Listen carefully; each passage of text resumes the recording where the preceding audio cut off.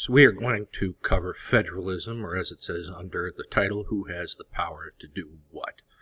Now, federalism is a power-sharing scheme between the national and state governments, and also between the state and local governments.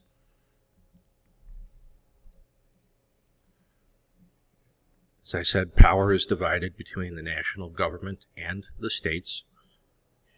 It's a formal constitutional arrangement in which individuals are citizens of both a nation and a state. So if you're a citizen of the United States and you're a citizen of the state of Illinois, you're also a citizen of East Peoria or Pekin or wherever it is you come from.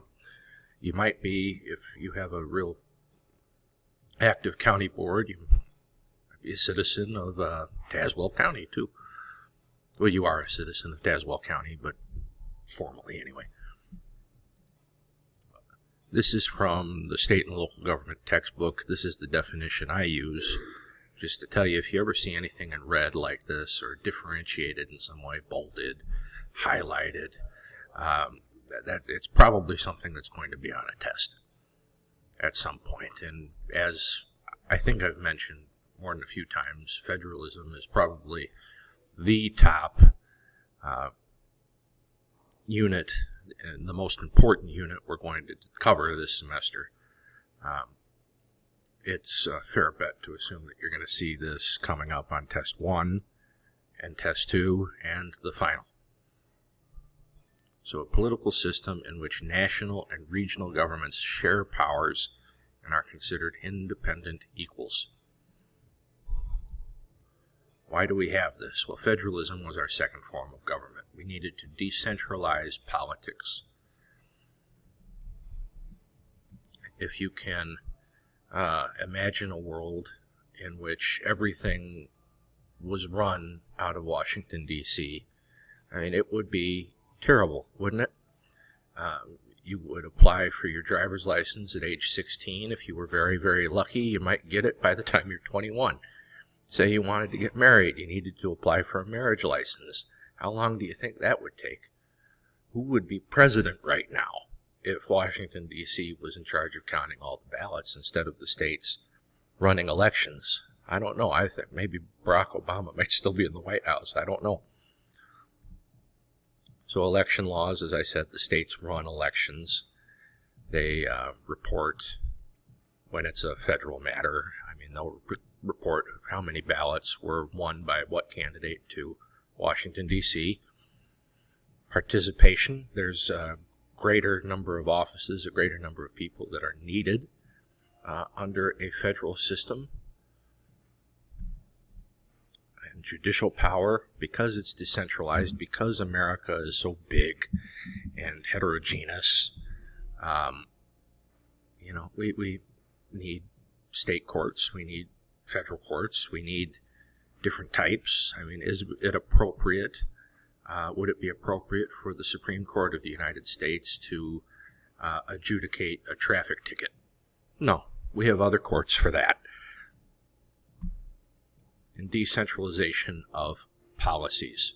What works well here in Illinois would not work in Texas.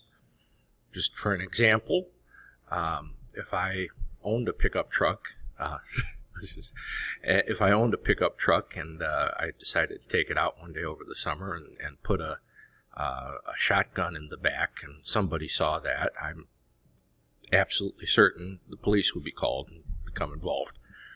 Whereas in Texas, I've never been to Texas, but I would think that might be a commonplace thing. So what works in one place doesn't work in another. The federal government does not, permeate all aspects of life. States play a big role.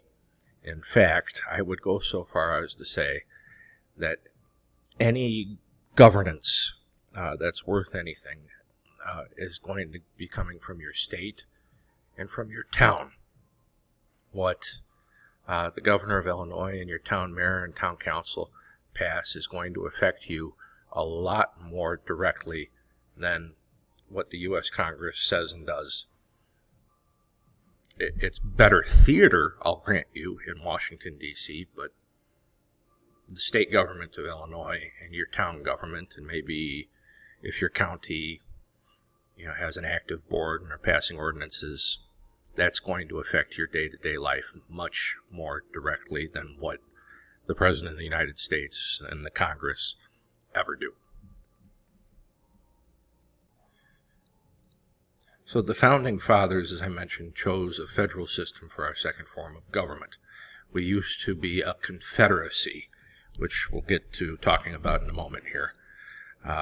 We had a confederation prior to the Constitutional Convention of 1787. Another type of government is unitary. Let's define all three. You're going to need to know all three. So unitary, confederal, and federal. So unitary, I'll explain it to you, then we'll go through the slide. So there's a central government. Let's just abbreviate it. Central government that the voters elect. All right.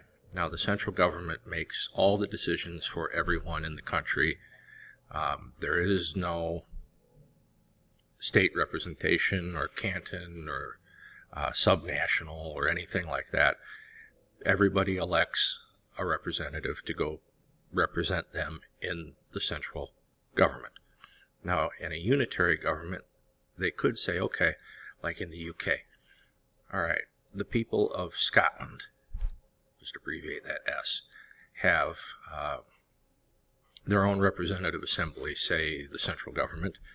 Now they have the power to tax, to pursue their own projects. They have the power to handle education of the Scottish children. They have the power to do a lot of things. They cannot, say, declare war on Norway. If they declare war on Norway, well, we can take that power right back from them, which they could do at any time anyway. So they give power, but they can also take it away. Do I think in the United Kingdom they're going to do that? No. I don't think they'd have a United Kingdom much longer if they decided to take power away from the Scots or the Welsh or the Northern Irish. So, unitary government is one in which most, if not all, legal power is located in the central government, like the United Kingdom. Okay? The central government may create or abolish regional or local governments as it sees fit. Like I said, they created the Scottish Parliament. There's a Welsh Assembly and a Northern Irish Assembly that the central government, which is called Westminster, created.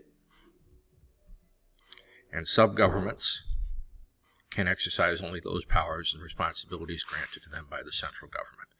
So as I said, the central government can tax, the Scottish government can tax, but the Scottish government can't declare war on the Norwegians.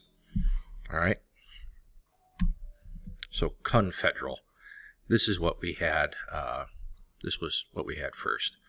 So there are, just pretend these little circles are states. All right, bear with me. I'm not much better on a whiteboard in person, to be honest, but all right, they all say we're, here, but we might be better together. All right, so let's create a central government, but we only want the central government to do things like currency and defense. We want to hold on to our ability to tax. Region A doesn't want its tax dollars going to Region B. It has a much more populated region and a much bigger tax base. It doesn't want it to go to Region B.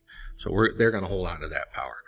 And the regions give the central government the power that it wants it to have, that it wants the central government to have. And the central government can only do those things.